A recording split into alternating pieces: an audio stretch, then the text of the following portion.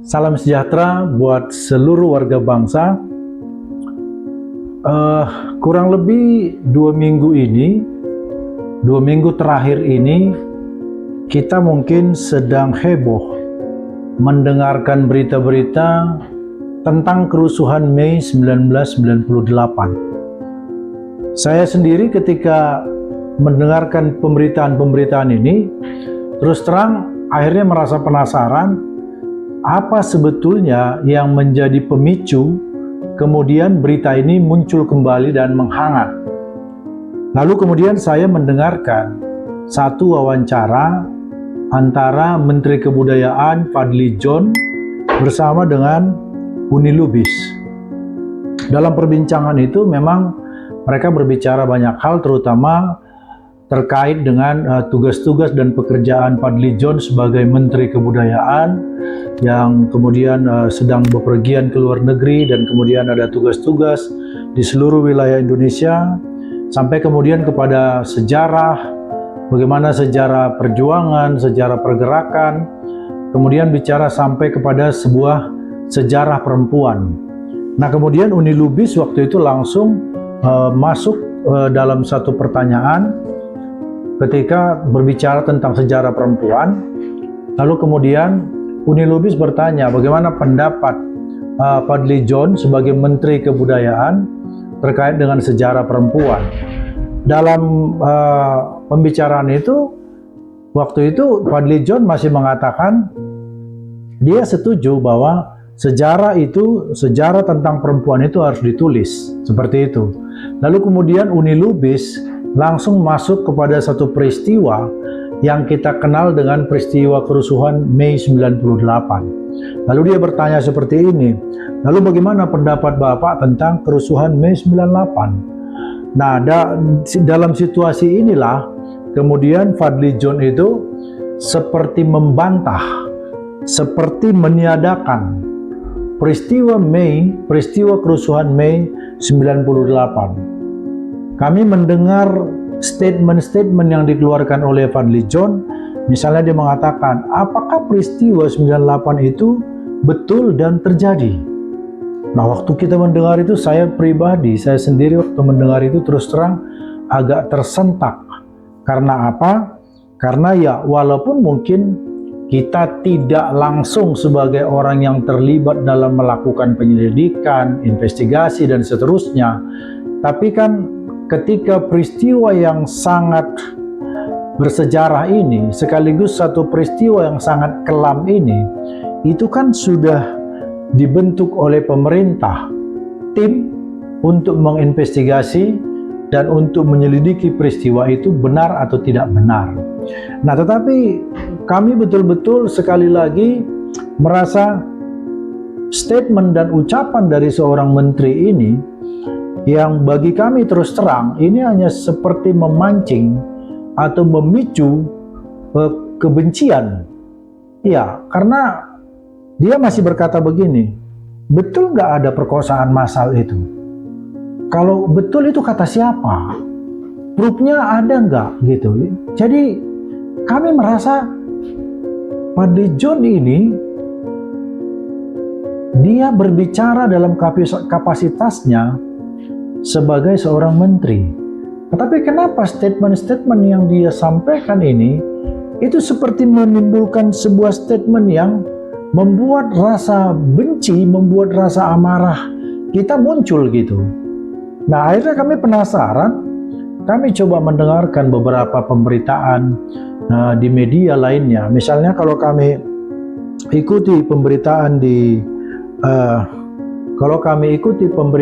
Kompas TV, di sana menghadirkan dua sejarawan.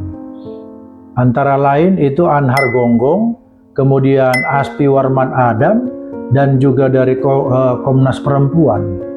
Nah, ketika hostnya itu bertanya kepada Friska Simajuntak dari Komnas Perempuan, bagaimana tanggapan dia terhadap omongan dari Fadly John itu, dia pun mungkin seperti tidak bisa berkata-kata gitu, seperti speechless, seperti tidak percaya atau mungkin omongan itu dia anggap seperti omongan yang tidak punya kualitas sebagai seorang menteri. Itu bisa kami maknai dari statement dia. Lalu kemudian dia bilang begini, saya pikir daripada saya banyak berbicara, lebih bagus saya menghadirkan data dan fakta. Lalu kemudian dia bacakan ada satu buku yang diterbitkan oleh Komnas Perempuan yang kami yakini itu dibuat tentu dengan data-data dan fakta-fakta yang cukup. Lalu dia paparkan begini, ada 52 orang korban. Lalu ada penguraian-penguraian, misalnya terdiri dari 14 itu yang misalnya korban dengan ada penganiayaan seperti itu. Dia uraikan dengan rinci. Lalu kemudian dia Priska Simajuntak ini masih memaparkan orang-orang yang memeriksa korban itu dan orang-orang yang menjadi korban itu yang memberikan keterangan kepada waktu itu ada dibentuk oleh pemerintah yang namanya TGPF, Tim Gabungan Pencari Fakta.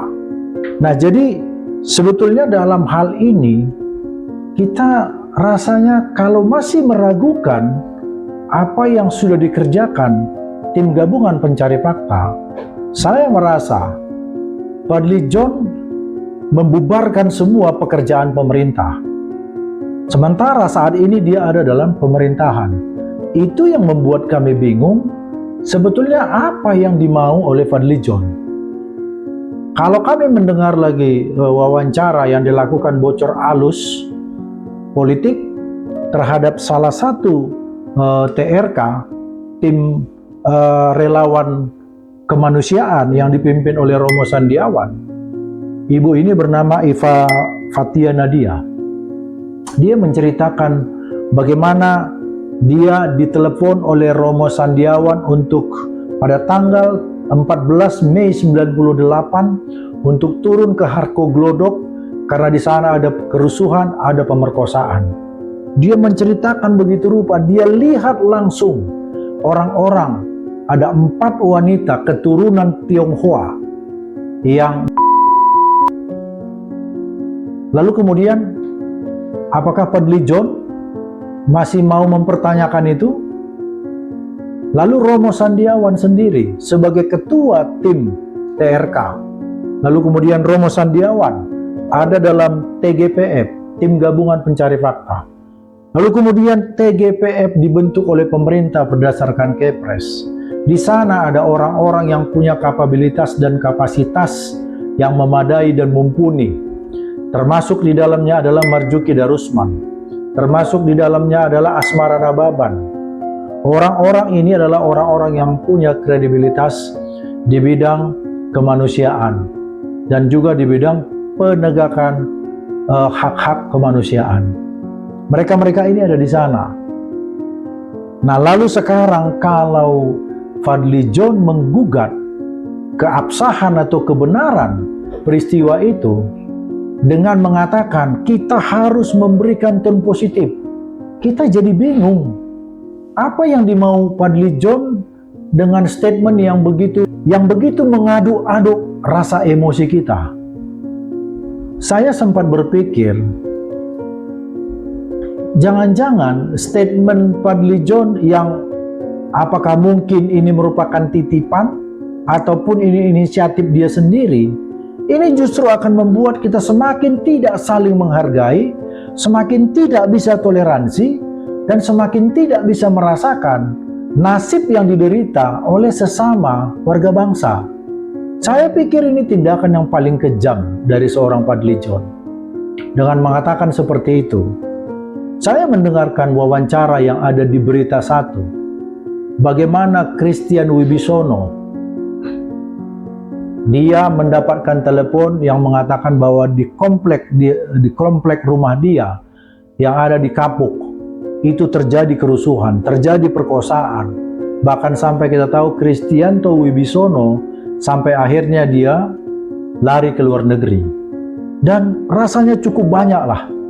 Cukup banyak bukti-bukti, cukup banyak fakta yang menerangkan bahwa peristiwa kerusuhan peristiwa pemerkosaan Mei 98 itu ada dan terjadi. Lalu bagaimana mungkin sekarang Fadly John mengatakan, apakah benar peristiwa itu? Mana buktinya? Jadi kalau, sekali lagi kami katakan, kalau dia mengatasnamakan negara untuk mempertanyakan itu, berarti negara tidak mempercayai apa yang negara buat pada tahun 98. Bukankah negara yang bertindak dalam hal itu dengan menerbitkan Kepres pembentukan tim gabungan pencari fakta? Lalu kalau ini kemudian dipertanyakan, maka kemudian negara mencoreng mukanya sendiri. Jadi kami berharap, sangat berharap, supaya Bapak Presiden Prabowo menegur dan memperingatkan Fadly John. Dan kemudian, kalau memang negara berencana membuat semacam satu sejarah, karena yang kami dengar, negara akan menuliskan sebuah sejarah yang dimulai dari 98 sampai sekarang. Karena yang kami dengar itu adalah bahwa sejarah yang pernah dituliskan Indonesia itu adalah mulai dari 97 ke bawah sampai mungkin pada masa pasca kemerdekaan. Kami tidak tahu rencana apa yang sedang dilakukan atau dirancang oleh negara dengan membuat dengan rencana menuliskan sejarah ini.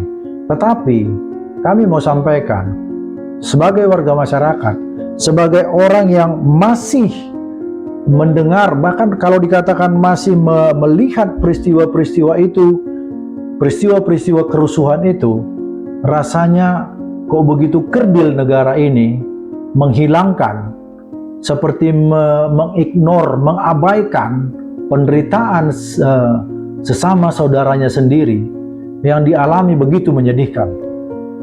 Saya hampir berurai air mata terus terang ketika mendengar pemaparan Ibu Iva Fathia.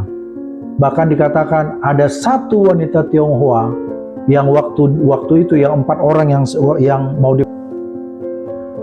maaf, apakah kita harus membuka cerita ini kembali? Apakah kita ingin mengorek semua peristiwa-peristiwa ini kembali yang mungkin kembali akan mengoyak rasa persaudaraan kita? Jadi betul-betul kami merasa tindakan Fadly John ini seperti tindakan seenak perutnya saja untuk berbicara itu.